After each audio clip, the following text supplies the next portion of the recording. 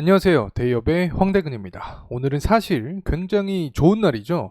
윤 대통령부터 이 국내 4대 그룹의 총수가 체코를 방문하면서 유럽의 문을 정상적으로 두드리는 날입니다. 그런데 이 두산그룹과 두산에너빌리티 회장 역시 참여를 하게 되는 상황입니다. 합병 이슈를 통해서 소액주주를 무시해놓고 체코로 뻔뻔하게 가는 게 아닌가 싶습니다. 이번 체코 일정을 시작으로 대통령 역시 수주에 대한 강한 확신을 보이면서 최종 계약까지 자신을 하고 있는 상황인데, 그들의 만행으로 인해서 웃지 못하고 있는 현 상황, 정말 원전을 위해 합병을 하는 게 맞는지, 수주 핑계로 도대체 어디까지 하려는 건지 제대로 파헤쳐 보겠습니다. 현재 원전 사절단이 체코로 이동하였습니다. 바라크 원전 이후에 최대 쾌거를 기록한 상황에서 원전 르네상스를 바라보고 있는 상황인데, 박가일과 두산그룹의 만행이 눈에 걸리는 상황입니다. 사실 두산에너빌리티가 이번 원전 수주의 대표적인 수혜 기업이긴 하죠. 건설 사업에 들어가는 1차 그리고 2차 계통의 핵심 주기기를 두산에너빌리티랑 이 체코 쪽의 자회사인 이 두산 스코 다파오가 공급을 하는 상황이기 때문이고, 최종 계약에서 얻게 되는 금액이 24조가량이 됩니다. 하지만 이 중에서 8조가량의 몫을 두산에너빌리티가 챙기게 되기 때문에 원전 수주에 대한 이목이 두산에너빌리티 쪽으로 가는 것도 사실이다. 자, 이렇게 생각을 할 수 있겠죠. 자, 그들도 어떻게 주장을 하고 있냐? 이 두산에너빌리티에서 밥캣을 분할하는 이 개편안은 포기하지 않으면서 이는 원전 사업에 대한 투자 여력 확보 때문이다. 이렇게 주장을 하고 있는 상황입니다. 밥캣을 분할하면서 이 차입금을 7천억을 감소시킨다. 비영업용 자산 처분으로 5천억에 대한 현금을 확보한다. 총 1조 가량 투자 여력의 자금이 생기기 때문에 이번 합병을 진행한다. 이런 이야기를 해주고 있는 상황입니다. 과연 이 말을 우리가 믿을 수 있을까요? 과거의 이력을 돌이켜보면 믿기에는 쉽지 않을 것 같은데, 여러분은 어떻게 생각하시나요? 여러분의 의견 공유해주시면 감사하겠습니다. 자, 우선은 금일 체코로 이동을 했기 때문에 원전 수주에 대한 가능성부터 좀 이야기를 해보려고 합니다. 일단 윤 대통령은 굉장히 확고한 의지를 보여주고 있습니다. 한미동맹을 통해서 원전 협력의 공감대가 이미 형성이 되어 있는 상태다.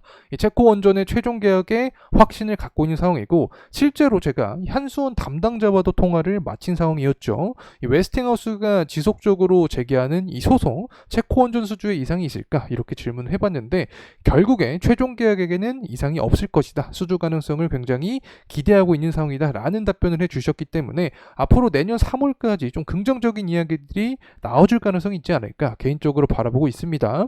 이 웨스팅하우스의 최대 지분은 이 사모펀드가 갖고 있죠. 때문에 몸값을 올리기 위한 수단으로 한국을 계속해서 제재하고 있지 않나 개인적으로 바라보고 있고, 이 적자 수주랑 이 덤핑 논란도 사실과는 무관하다라는 점 다시 한번 말씀드리고 싶습니다. 그리고 이번 체코 방문이 굉장히 중요한데, 그 이유를 살펴보게 되면 두코바니아 원전 2개에 더해서 이 태물린 3, 4호기 건설 역시 추가적으로 수주 가능성이 존재를 하기 때문에 앞으로 40조 원가량의 총 수주액을 기대를 할 수 있는 상황이다. 특히 이 독일부터 폴란드, 이 슬로바키아 관련된 이 고속철도에 한국 기업이 참여할 수 있다라는 방안도 주요 의제안으로 자리 잡혀 있는 상황이기 때문에 앞으로 추가적인 폴란드 쪽이나 슬로바키아 쪽의 수주 가능성도 기대를 할 수 있는 상황이라는 점 말씀드리고 싶습니다. 자, 이번 계기를 통해서 이 원전 르네상스가 시작되는 거 아니냐 기대감이 굉장히 커지는 상황인데, 두산그룹의 소액주주만 유독 이를 즐기지 못하고 있습니다. 그들이 주장하는 내용들은 과연 무엇인지 먼저 살펴보도록 하겠습니다. 자, 원전 수주에서 이번에 두산에너빌리티가 가장 수혜의 기업인 것처럼 이 밥캣 분할을 통해서 1조가량의 자금을 확보한다. 그리고 이를 이용해서 글로벌 트렌드에 맞게 원전에 투자할 것이다 라는 내용이 표면적인 이유입니다. 하지만 과연 이게 맞을까? 탐구를 하다 보면 계속해서 의문점이 들 수밖에 없는 상황입니다. 명목상은 에너지 관련된 시너지 효과죠. 하지만 그들의 의도가 계속해서 드러나고 있다라고 생각을 하고 있는데, 금감원장부터 금융위원장 그리고 심지어 두산의 내부 관계자 역시 저의 의견에 동조를 해주었습니다.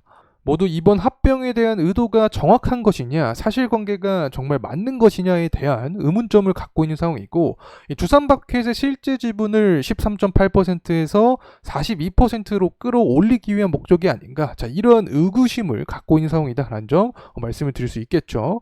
실제로 합병 전에 이 두산 에너빌리티 안에 두산 밥캣이 속해 있었습니다. 이 두산그룹의 회사 중에서 가장 알짜인 회사죠. 실적도 가장 잘 내고 있는 이 밥캣이었는데 두산그룹이 이제 로보틱스 쪽으로 밥캣을 이동시키려고 하는 현재 상황인 거죠. 쉽게 말하면 사실 이번과 같은 행위가 처음 일어났다면 그러려니 할 수도 있을 것 같습니다. 하지만 이 두산그룹의 만행을 파헤치다 보면 이번과 같은 일은 한두 번이 아닙니다. 이 두산엔진 같은 경우에는 기업을 분할한 이후에 투자 회사는 이 두산중공업과 합병을 했습니다. 이 당시에도 현재와 비슷한 상황이 발생을 했었는데 이 두산밥켓의 지분 가치를 유입하면서 주주를 위한 일이다라고 주장을 했는데 실제로는 이 두산 오너들을 위한 분할 합병을 진행을 했었었죠. 이 두산 인프라코어도 마찬가지입니다. 계속해서 밥켓의 지분 구조를 끌고 오기 위해서 이 다양한 행위들을 실시를 했고 그들의 실제 의도는 포장해서 계속해서 공지를 했다는 점 말씀드리고 싶습니다. 이제는 여러분도 다 알고 계신 내용이지만 2019년부터 21년까지 유상증자랑 전환사채를 계속해서 반복을 합니다. 이 소액주주를 무시하는 행동을 가장 직관적으로 보여주는 사례다 이렇게 해석을 할 수 있겠고 2022년 같은 경우에는 이 대주주 지분을 블록딜 장외 매각을 했습니다. 그 이후에 두산 에너빌리티 같은 경우에는 주가 역시 굉장히 강한 하락을 보여주었죠. 자, 이러한 행위들이 어떻게 이 소액주주를 위한 행위인지 저는 잘 이해가 가지 않습니다.